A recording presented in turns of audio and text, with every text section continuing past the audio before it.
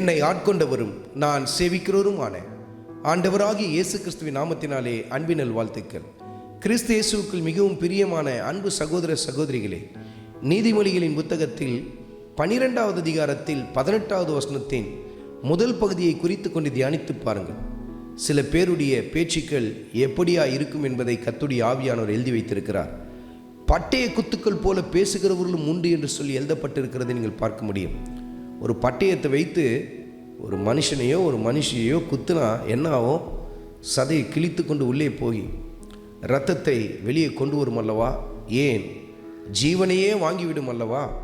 இப்படி தான் சில பேருடைய பேச்சுக்கள் காணப்படும் என்று சொல்லி கர்த்தருடைய ஆவியானவர் சுட்டி காட்டுகிறார். இன்றைக்கு நிறைய பேர் தங்களுடைய வார்த்தையினாலேயே மற்றவங்களை மனமடிய செய்வாங்க, மனநோக செய்வாங்க.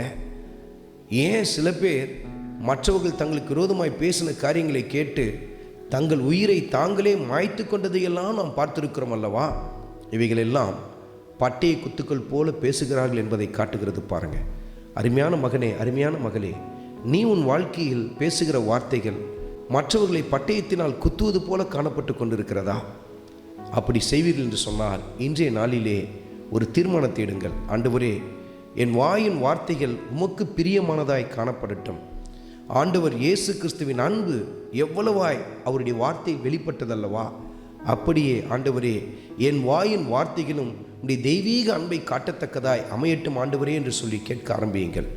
இது நாள் வரையிலும் மற்றவர்களை இப்படி உங்கள் வார்த்தையினால் கிழித்து காயப்படுத்தியிருப்பீர்கள் என்று சொன்னால் அவரிடத்தில் மன்னிப்பு கேளுங்கள். இனி எந்த சமயத்திலும் அப்படி பேசாதிருங்கள்.